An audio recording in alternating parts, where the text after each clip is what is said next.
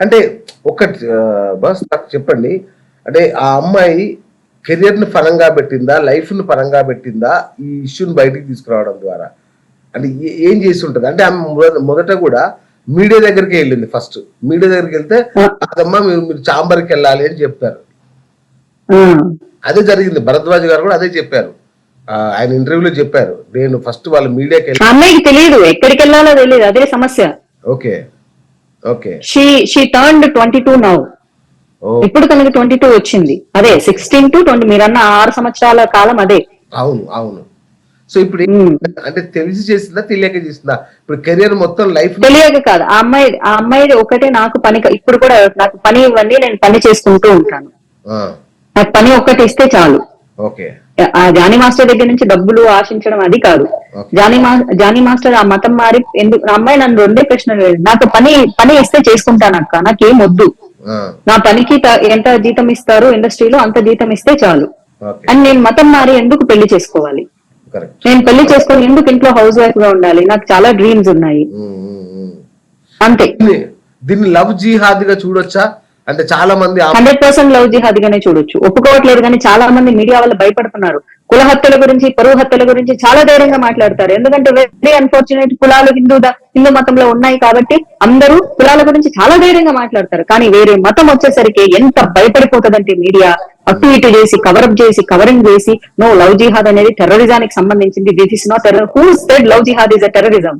Maybe which is a part of terrorism ఏమో అలాంటి, కానీ అందరూ అదే టెర్రరిజం గా మార్చాలనే ఉద్దేశంతో చేస్తారని అనను. నేను వన్స్ వాళ్ళ ఇస్లాం రూల్స్ ప్రకారం, నేను తప్పు పట్టట్లేదు టు బి ఆనెస్ట్లీ, వాళ్ళ ఇస్లాం రూల్స్ ప్రకారం, వాళ్ళ ఖురాన్ ప్రకారం ఒక వేరే మతం అమ్మాయిని పెళ్లి చేసుకుంటే ఆ అమ్మాయి కాఫీర్ గా ఉండిపోతుంది కాబట్టి మతం మార్చి పెళ్లి చేసుకుంటే వీళ్ళకి స్వర్గం ప్రాప్తిస్తుందన్నది వాళ్ళ ఖురాన్ లో చెప్పారు, వాళ్ళు ఫాలో అవుతున్నారు. I'm not saying anything know about them, okay, I'm just defending from Hindus. ఎందుకు మారాలి అన్నదే ప్రశ్న. అతను చెప్పినట్లు ఎస్, ఒక అమ్మాయిని మతం మార్చి పెళ్లి చేసుకోకపోతే అతను స్వర్గానికి వెళ్ళలేడు, అది వాళ్ళకి చాలా తప్పు అవుతుంది. They are very strong with their religion thing.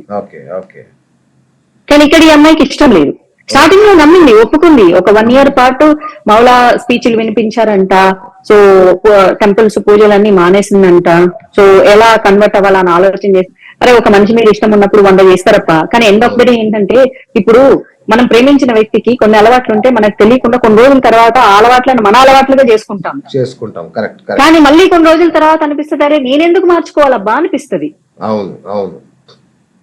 Exactly. ఇప్పుడు మనం ప్రేమించే వ్యక్తి కాఫీ అలవాటు ఉంది, నాకు కాఫీ అలవాటు లేదు, కానీ అతని కోసం మనం ఏదో ప్రేమ చూపిద్దామని చెప్పేసి ఇష్టంగా మార్చుకుంటాం. కానీ కొన్ని రోజుల తర్వాత కాఫీ అంటే ఇష్టం పుట్టదు, వేడి కాఫీని వదిలేస్తున్నాం. అంటే మనుషుల ఎమోషనల్ తో వాడుకుంటే అట్లా కాదు, అక్కడ ఇట్స్ ఆల్ మ్యూచువల్. ఆ అమ్మాయిని వాడుకోవడం జరిగింది, ఆ తర్వాత నువ్వు నా భార్య అని చెప్పడం జరిగింది, ఆ అమ్మాయి ఆ ట్రాన్స్ లోకి వెళ్ళడం జరిగింది. ఆ ట్రాన్స్ ఎలా ఉంటుందో వెళ్ళిన వాళ్ళకి మాత్రమే తెలుసు. అతనే భర్త, అతనే ప్రపంచం అనుకున్న సందర్భాలు కూడా ఉన్నాయి ఆ అమ్మాయికి. అతను కూడా ఓకే పెళ్లి చేసుకోవాలని అనుకున్నాడు, నేను అదే అంటున్నాను కదా, అతను కూడా పెళ్లి చేసుకోవాలని అనుకున్నాడు, అందుకే అమ్మాయిని సినిమాలో పెట్టాడని చేశాడు. ఇలాంటి కేసు పెట్టడం తప్పు కదా? అంటే అంత జరిగి అంత మానసికంగా తన భారీగా ఫీల్ అయ్యి ఈ రోజు వచ్చి నన్ను అత్యాచారం చేశాడు, నన్ను ఇలా చేశాడు, అలా చేశాడు, మతం మారమని. ఆ రోజు చేసింది అత్యాచారమే. ఆ రోజు 16 ఏళ్ల వయసులో అమ్మాయిని చేసింది అత్యాచారమే. హోటల్ రూమ్ లో నా ఆధార్ కార్డ్ నీ బ్యాగ్ లో ఉంది కదా తీసుకొచ్చి ఇవ్వు అని చెప్పడము, ఆ అమ్మాయి హోటల్ రూమ్ కి వెళ్ళడము, అక్కడ ఆ అమ్మాయిని మాటల్లో పెట్టి బట్టల్లో స్ట్రిప్ చేయడం జరగడము, ఆ అమ్మాయి వద్దు అని ఏడవడం. ఏడవకి ఏం చేస్తుంది, పెద్ద పిల్ల ఏడుస్తుంది, చిన్నపిల్ల ఏడవకి ఏం చేస్తుంది. తర్వాత అలా కాదు ఇలా కాదు అని చెప్పేసి ఆ అమ్మాయిని వాడుకోవడం. ఖచ్చితంగా ఏం చూసి ఒక కొరియోగ్రాఫర్ ని వెంటనే పడుకుంటుంది అమ్మాయి, అంత లేదు. ఆ ఏడుపుతోనే జరిగింది కాబట్టి అది అత్యాచారమే అవుతుంది. ఆ అమ్మాయికి ఈ రోజు కడుపు మీద కొడుతుంటే రేప్ షూటింగ్ ఉంది, ఎల్లుండి షూటింగ్ ఉందని, రేప్ షూటింగ్ ఉండగా ఫోన్ స్విచ్ ఆఫ్ చేసుకుంటుంటే ఈ రోజు ఆ అమ్మాయి కడుపులో బాధేసింది. నేను పెళ్లి చేసుకోను అన్నందుకే కదా, నేను మతం మారి పెళ్లి చేసుకొని అన్నందుకే కదా నా కడుపు మీద కొడుతున్నారు అని చెప్పినప్పుడు ఈ 5 ఏళ్ల ట్రోమా అంతా గుర్తొస్తూ ఉంటుంది. ఖచ్చితంగా గుర్తొస్తుంది, గుర్తు రాకుండా. ఎందుకంటే ఆ అమ్మాయి గత 1 year గా నా ఫ్రెండ్స్ ఆ ఫ్రెండ్ తను గత 1 year గా ట్రోమాలో ఉండి నవ్వుతూ మాట్లాడుతూ సడన్ గా ఏడ్చేసేదంటే, ఎందుకు ఏడుస్తున్నావు అంటే చెప్పేది కాదంట. సో ఒక ట్రోమాలోకి వెళ్ళిపోతారు, సహజంగా వెళ్ళిపోతారు. ఇష్టపడి ప్రేమించి ఒక మనిషిని కలవడం వేరు. తర్వాత అరే ఇంత వాళ్ళ అమ్మా నాన్న అమ్మాయికి బ్రెయిన్ వాష్ చేయడం జరిగింది, నువ్వు ఎందుకు మారాలి మతం, నీకేం అవసరం పట్టింది? నువ్వు కెరియర్ కోసం వెళ్ళావా, లేకపోతే ఇలా మతం మారి పెళ్లి చేసుకోవడం కోసం వెళ్ళావా? నువ్వు పెళ్లి చేసుకుని ఇంట్లో పిల్లల్ని కనుకుంటూ కూర్చుంటే మరి ఇంత చిన్న వయసులో నువ్వు ఎందుకు ఇంట్లో నుంచి బయటకు వచ్చి పని చేసుకుంటూ ఉన్నావు అన్నప్పుడు తల్లిదండ్రులు 25 ఏళ్ల అమ్మాయికి కూర్చోబెట్టి బ్రెయిన్ వాష్ చేస్తారండి ప్రేమిస్తే. Correct correct correct. ఏమో ఒక యంగ్స్టర్ కి తల్లిదండ్రులు వాళ్ళ సేఫ్టీ చూసుకోరా? అవును ఖచ్చితంగా చూసుకో. కులంగానే ప్రేమిస్తేనే కూర్చోబెట్టి బ్రెయిన్ వాష్ చేస్తారు. అవును. ఎందుకు చేసావని ఆ అమ్మాయిని బయటికి తీసుకురావడానికి తల్లిదండ్రులకు ఎంతో సమయం పడుతుంది. అందులోంచి ఆ అమ్మాయి బయటకు వచ్చి నాకు వర్క్ ఇస్తే చాలని చెప్పేసి మళ్ళీ ఇప్పుడు అతనితో ఏం గొడవలు పెట్టుకోలేదు ఆ అమ్మాయి.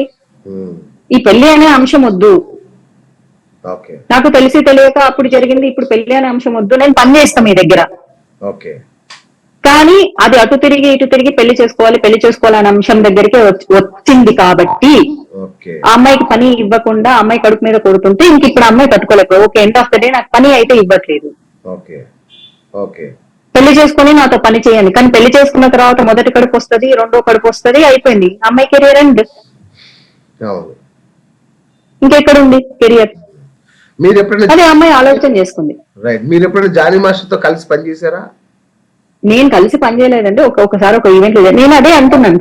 నేను he's bad, he's worse, I'm not, నేను ఆయన మీద స్టేట్మెంట్ ఇవ్వలేదు అసలు. మేబీ ఆయన కొరియోగ్రాఫర్ గా he's very talented, but talent is not defined with the character.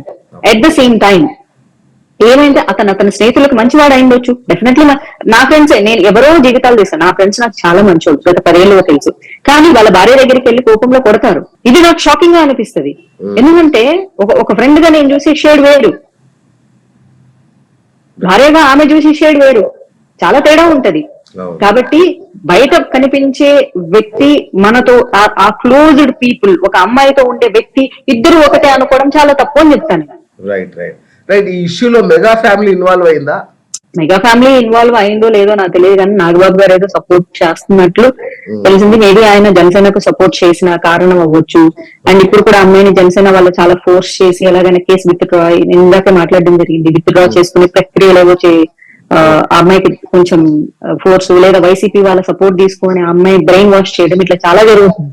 తన అమ్మాయి ఒంటరిగానే నేను కోర్టులో సబ్మిట్ చేసుకుంటాను అని చెప్పేసి అమ్మాయి మీడియా ముందుకు రావడం ఇష్టం లేదు. ఎందుకంటే నాకు కష్టం వచ్చింది, నేను పోలీసులు ఆశ్రయించాను, నేను పోలీసులకే చూపించుకుంటాను అని చెప్పేస్తుంది. సో ఆ అమ్మాయి వాయిస్ బయటికి రావట్లేదు కాబట్టి ఆ అమ్మాయిదే తప్పు అంటున్నారు. ఇప్పుడు బయటికి వస్తే అమ్మాయి రైట్, బయటికి రాకపోతే అమ్మాయి తప్పు అంటే అది చాలా తప్పు.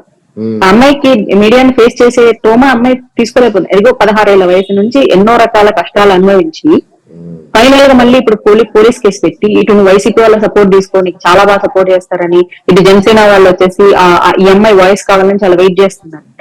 ఇది అసలు పార్టీల పరంగా ఇప్పుడు ఆయన పార్టీకి సపోర్ట్ చేశాడబ్బా, పార్టీకి సపోర్ట్ చేసినంత మాత్రాన వాళ్ళందరూ ఆయన వెనకేసుకు రావాల్సిన అవసరం లేదని చెప్తాను. నేను బీజేపీలో ఉన్నా, బట్ నేను ఈ రోజు బీజేపీ అమ్మాయిగా నేను మాట్లాడట్లేదు ఇక్కడ.